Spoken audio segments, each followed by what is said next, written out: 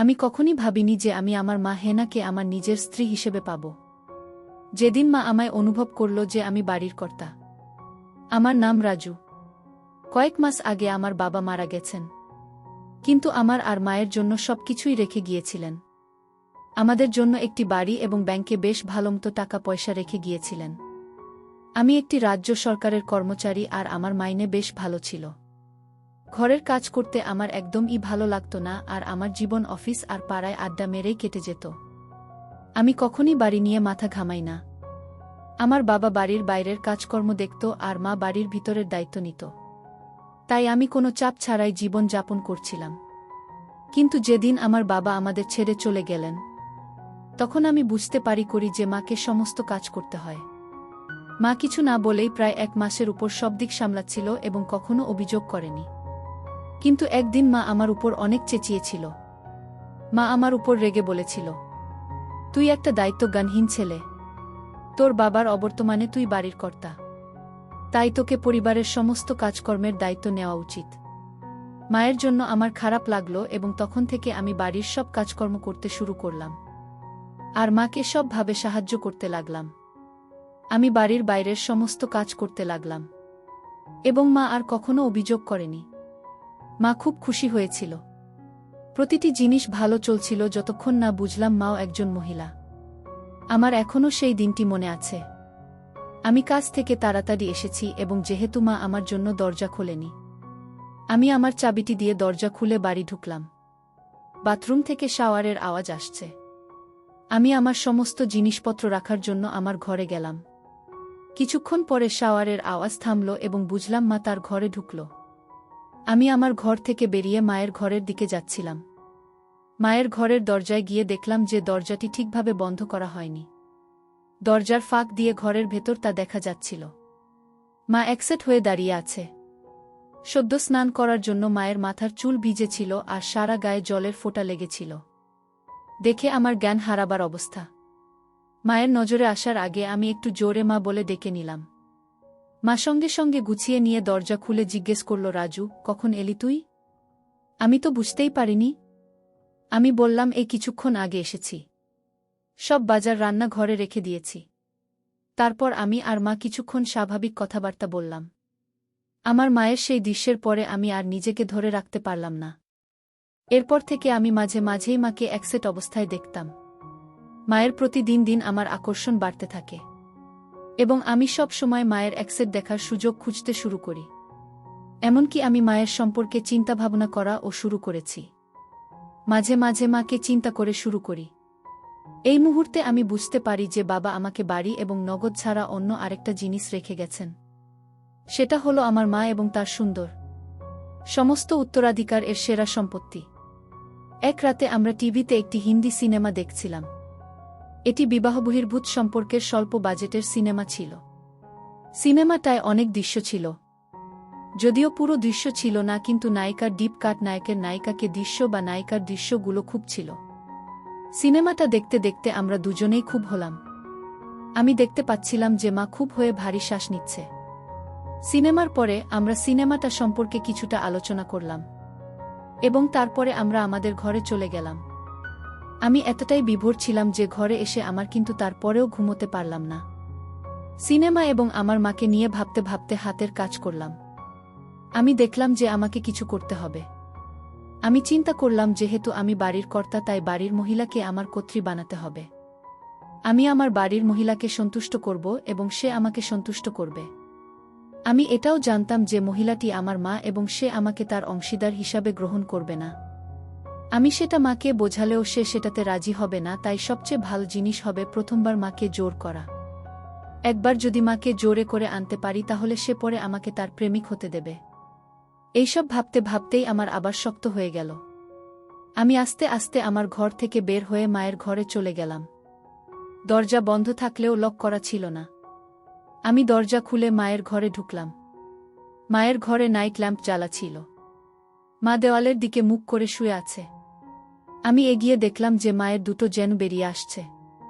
মায়ের খুব সুন্দর এবং ধীরে ধীরে মায়ের নিঃশ্বাসের তালে তালে সেটা কাঁপছে। আমার বাবা মারা যাওয়ার পরে থেকে মা একা একা শুতো। আমি স্থির করলাম যে যদি কখনো মায়ের সাথে আমি তবে সেটা আমার বিছানায় হবে। কারণ ওই বিছানাতেই বাবা বেঁচে থাকার সময় মা বাবা, কারণ আমি চাইছিলাম মাকে আমার কর্ত্রী বানিয়ে একই বিছানায়। এরপর আমি মায়ের হাতটি ধরে বিছানা থেকে টেনে নামিয়ে তাড়াতাড়ি আমার ঘরে নিয়ে এলাম। মা ঘুমের ঘরে কিছু বোঝার আগেই আমার ঘরে এনে দরজাটা লক করে দিলাম। মা থতমতভাবে আমার দিকে জিজ্ঞেস করল, কি করছিস? আমি কিছু না বলে মায়ের টানতে লাগলাম। মা দুহাতে করে ধরে আছে যাতে আমি সেটা খুলতে না পারি। কিন্তু আমি তখন পাগলে হয়ে আরও জোরে টানতে লাগলাম আর মায়ের সব চেষ্টা ব্যর্থ হয়ে গেল। মা এবার বুঝতে পারছিল যে কি হতে চলেছে। মাকে ওই অবস্থায় দেখে আমার ফেটে বেরোতে চাইছিল। এরপর মাকে কাছে টেনে নিতেই মা আমাকে ধাক্কা দিতে শুরু করল। মা নিজের মুখটা সরিয়ে নেওয়ার চেষ্টা করছিল, কিন্তু আমি দুহাতে মাকে ধরে বসিয়ে দিলাম। মায়ের বাধা দেওয়ার শক্তি যেন কমে গেল। মা চুপচাপ দাঁড়িয়ে রইল। কিছুক্ষণ পরে যখন মাকে ছেড়ে দিলাম, তখন মা তাড়াতাড়ি ঘরে থেকে বেরোবার জন্য দরজার দিকে যেতে লাগল। আমি দৌড়ে মায়ের দিকে গেলাম এবং এক হাত দিয়ে মায়ের ধরে আবার বিছানার কাছে নিয়ে এলাম। মা অবশেষে জিজ্ঞেস করল, কেন তুই আমার সাথে এরকম করছিস? আমি বললাম, কারণ তুমি আমায় বলেছিলে যে আমি বাড়ির কর্তা, তাই আমি তোমায় আমার কর্ত্রী বানাতে চাই। মা বলল, কিন্তু আমি তোর মা, মায়ের সাথে এসব হয় না। এই বলে কাঁদতে শুরু করল। তুমি মায়ের সাথে সাথে একজন মহিলাও, তাই না? এই বলে মায়ের জবাবের অপেক্ষা না আবার বললাম, মা তুমি আমায় আর বাধা দিও না, আমার জন্য প্রস্তুত হও। কাঁদতে কাঁদতে মা বিছানায় চিৎকার করে বলল, তুই কি চাস আমার থেকে? আমি কিছুই বললাম না, শুধু কাজ চালিয়ে গেলাম। মা কাঁদতে কাঁদতে বলল, এরকম করিস না, আমি তোর মা হই। আমি মায়ের মুখের দিকে তাকিয়ে বললাম, এবার থেকে তুমি আমার জীবন সঙ্গিনী ও হবে। পরের দিন সকালে যখন উঠলাম, মাকে বিছানায় দেখলাম না। আমি তখনও আমার বিছানা ছিলাম। আমার এখনও মেঝেতে রয়েছে, তবে আমার মায়ের চিহ্ন নেই। এক মুহূর্তের জন্য আমি ভাবলাম যে আমি কি স্বপ্ন দেখছিলাম, কিন্তু তারপর যখন বিছানায় দেখলাম যে দাগ, তখন বুঝতে পারি যে এটি স্বপ্ন নয়, আমি সত্যি করেই মাকে। রাতে আমি তখন খুব অপরাধবোধ অনুভব করলাম। আমার ঘরের বাইরে হাঁটার মতো সাহস আমি পেলাম না। আমি যতক্ষণ পারলাম ঘরের মধ্যেই থাকলাম। এটা ভালো যে সেদিনটা রবিবার ছিল।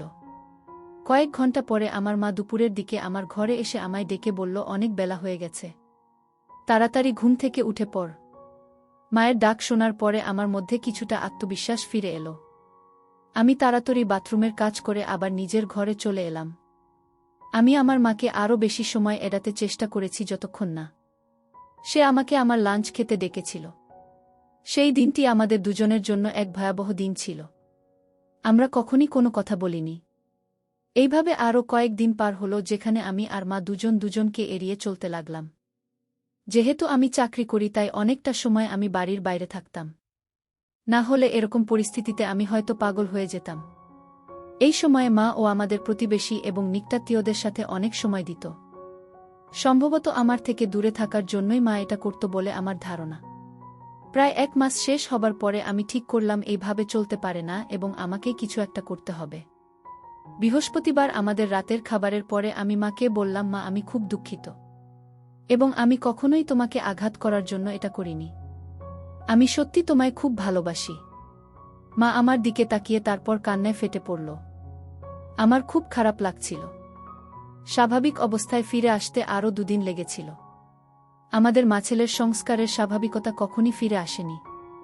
মা সর্বদা আমার কাছ থেকে দূরে থাকার চেষ্টা করেছিল এবং যখন পরিবর্তন করত অথবা ঘুমাতে যেত সবসময় নিজের ঘরের দরজা লক করত। প্রায় 3 মাস আমরা আমাদের জীবনকে এভাবেই কাটালাম। কিছুদিন পরে জিনিসগুলি স্বাভাবিক হওয়ার পরে আরও 2 সপ্তাহ পরে আমার মা তার বন্ধুদের সাথে একটি সিনেমাতে যায়। আমি জানতাম যে মা একটি মুভিতে যাচ্ছেন, কারণ মা আমার কাছ থেকে কিছু টাকা নিয়েছিল। আমিও নিজের কাজের জন্য শহরের বাইরে একটা ট্রিপে গেলাম। 2 দিন পরে যখন আমি আমার ট্রিপ থেকে ফিরে এলাম, যখন দেখলাম যে বাড়ির পরিবেশটা অনেকটাই আলাদা হয়ে গেছে। আমার মা খুব সুন্দর একটি শাড়ি পরেছে এবং তার চুলে ফুল লাগিয়েছে। সাধারণত বিধবা মহিলারা তাদের চুলে ফুল কখনো লাগায় না। মায়ের মনও খুব ভালো মেজাজে আছে বলে মনে হচ্ছে। আমি খুশি হয়েছি, কিন্তু মাকে এইভাবে দেখে হতবাক হয়েছি। আমি ঘরে এসে মায়ের জন্য আনা মিষ্টি মায়ের হাতে দিলাম আর মা হাসি মুখে সেটা নিল। মা আমার ট্রিপের ব্যাপারে অনেক কিছু জিজ্ঞাসা করল। আমি বুঝলাম যে মা আমায় ভালোভাবে গ্রহণ করেছে। আস্তে আস্তে আমিও অনেক স্বাভাবিকভাবে মায়ের সাথে কথা বলতে লাগলাম। আর মাকে খুব ভালোভাবে দেখতে লাগলাম। আমি খুশি হলাম যে মা স্বাভাবিক অবস্থায় ফিরে এসেছে। রাতের খাবারের পরে মা আমায় স্নান করে আসতে বলল। আমি অবাক হয়ে মাকে জিজ্ঞাসা করলাম, আমি এত রাতে স্নান করে কি করব? মা গম্ভীরভাবে বলল, আমি যখন বলছি তখন তুই স্নান করে আয়। আমি অনিচ্ছা সত্ত্বেও স্নান করতে গেলাম। কারণ আমি মাকে আর রাগাতে চাইছিলাম না। আমি স্নান করে ঘরে আসতে মা আমায় বলল, নতুন গেঞ্জি পরে ঘরে শুয়ে থাকতে বলল। আমি মাকে বললাম, মা আমার এখন ঘুম আসছে না। মা আমায় বলল, আমি যা বলছি সেটা তুই কর, অত প্রশ্ন করতে হবে না। আমি মাকে রাগাতে চাইলাম না, তাই নতুন গেঞ্জি পরে ঘরে এসে বিছানায় শুয়ে থাকলাম। চোখ বোধ করে চিন্তা করতে লাগলাম মায়ের এরকম পরিবর্তনের কারণটা কি। কিছুক্ষণ পরে দরজার আওয়াজ পেয়ে দেখলাম মা হাতে একটা মিল্কের গ্লাস নিয়ে আমার ঘরে ঢুকল। মা একটা সুন্দর হলুদ শাড়ি পরেছিল। শাড়িটা অনেকটা নিচে করে পরেছিল, তাই মায়ের সুন্দর দেখতে পেলাম। আমি মাকে এভাবে দেখে হতবাক হয়ে গেলাম। মা যেন ঠিক এক নববধূর মতো আমার ঘরে ঢুকল। কারণ সাধারণত নববধূ রায় হাতে মিল্কের গ্লাস দিয়ে এইভাবে ঘরে প্রবেশ করে। এক মুহূর্তের জন্য আমি ভাবলাম যে এটা হতে পারে না। আমি আমার চোখকে বিশ্বাস করতে পারছি না। আমি যাকে চেষ্টা করেছিলাম সে আবার আমার কাছে আসার চেষ্টা করছে কেন? মা ঘরে ঢোকার সাথে সাথে ঘরের দরজাটি বন্ধ করে আমার কাছে এসে গ্লাসটা হাতে দিল। আমি গ্লাসটা নিয়ে খেয়ে নিলাম। গ্লাসটা টেবিলে রেখে মা আমার কাছে এসে দাঁড়িয়ে মুচকি হেসে বলল, তুমি যদি চাও তাহলে তোমার মা তোমার কর্ত্রী হতে প্রস্তুত। মায়ের কথা শুনে আমি হতবাক হয়ে গেলাম। আর সঙ্গে সঙ্গে আমারটা আরও শক্ত হয়ে গেল। আমি বিশ্বাস করতে পারছি না যে আমার নিজের মা আমাকে তাকে আমন্ত্রণ জানাচ্ছে। আমার এসব চিন্তা করতে কয়েক মিনিট সময় লেগেছে। কারণ আমি দেখতে পেলাম যে আমার মা এখনও আমার উত্তরের জন্য অপেক্ষা করছে। এই মুহূর্তে আমি কি করব বুঝতে পারছি না। আমার মাকে দেখতে ঠিক একজন সদ্য বিবাহিত কনের মতো লাগছে। মা নিজেকে আমার কর্ত্রী হিসাবে গ্রহণ করার জন্য প্রস্তাব দিচ্ছে। এবং আমার শক্ত হচ্ছে। হ্যাঁ হ্যাঁ বলার বাইরে আমি আর কিছুই ভাবতে পারলাম না। এরপর থেকে আমাদের সম্পর্ক স্বামী স্ত্রীর মতো হয়ে গেল। মা আমার ঘরে প্রতি রাতে শুতে আসত। কারো কৌতূহল হতে পারে তাই মায়ের ঘরের বিছানাটাও সাজানো থাকত। দিনের বেলায় যখন কেউ আমাদের চারপাশে থাকে তখন আমরা কেবল মা এবং ছেলে, কিন্তু রাত হলেই আমার স্বামী ও স্ত্রী হয়ে যেতাম। মা স্বামীর কাছ থেকে ফিরে আসার অপেক্ষায় স্ত্রীর মতো পোশাক পরে আমার জন্য অপেক্ষা করত। আমি যখন কাজ থেকে বাড়ি ফিরে আসি তখন আমার মা সুন্দরভাবে সেজেগুজে থাকত। মা আমার কাছে স্ত্রী এবং আমি তার স্বামী ছিলাম। কয়েক মাস পরে ৪৩ বছর বয়সে আমার মা হেনা আবার হল। এবার মায়ের আমার বাচ্চা, তার নিজের ছেলের বাচ্চা। আমি খুশি আমাদের বাচ্চা আর ৬ মাসের মধ্যে পৃথিবীতে ভূমিষ্ঠ হবে। এইভাবেই মা আর ছেলের প্রেমের সম্পর্ক আর সংসার চলতে লাগল। এখন মা আর আমি দুজনেই খুব খুশি। সবাই দোয়া করবেন।